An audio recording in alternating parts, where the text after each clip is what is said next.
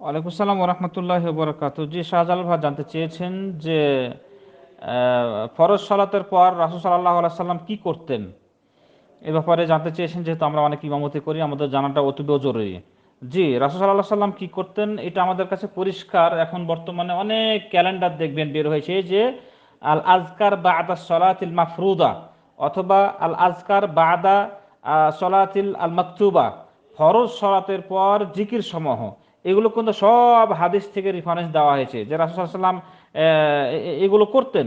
হ্যাঁ, আস্তাগফিরুল্লাহ, আল্লাহুম্মা আনতাস সালাম আনকাস সালাম, তারপর আয়াতুল কুরসি, সূরা ইখলাস, ফালাক, নাস, এরপরে আরো অনেকগুলো দোয়া আছে যে ফরজ সালাতের পর পড়তে হবে। এটা হলো আমাদের জন্য শিক্ষার বিষয়, যেটা আমাদের কাছে শিখতে হবে, এটা আমল করতে হবে। তা না করে আমরা কি করি, ফরজ সালাতের পর উঠেই হাঁটা শুরু করি, অথবা কেউ মোনাজাত শুরু করি, অথবা গল্প গুজব শুরু করি, যা এটা একজন মুসল্লির জন্য আদর্শ নয়। আমাদের মুসল্লি প্রত্যেকে আদর্শ হলো যে ফরজ সালাতের পর যে সমস্ত জিকির দোয়াগুলো আছে সেগুলো পড়া। এলা রাসূল পড়তেন, সাহাবীরা পড়তেন। যা বিভিন্ন বই, হিসনুল মুসলিমে পাবেন দোয়ার বই, অথবা আর বিভিন্ন দোয়ার বইয়ে পাবেন যে ফরজ সালাতের পর দোয়া, ফরজ সালাতের পর জিকির, এগুলো সহি হাদিস দ্বারাই সাব্যস্ত। সেইগুলোই করবেন যা রাসূল সাল্লাল্লাহু আলাইহি ওয়াসাল্লাম করেছেন। হ্যাঁ, এটাই আমল করার অভ্যাস করেন।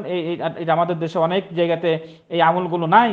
হ্যাঁ, যা মোনাজাত শুরু করে দিয়ে ডাইরেক্ট, কিন্তু এই আমলগুলো যাকে করতে হবে সেটা কিন্তু আমরা জানি না। তো এই এই এই এই এই মৃত্যু সোননাথগুলিকে আমাদেরকে জীবিত করতে হবে, মানুষের কাছে প্রচার করতে হবে, নিজে আমল করতে হবে, মানুষকে বোঝানোর চেষ্টা করতে হবে।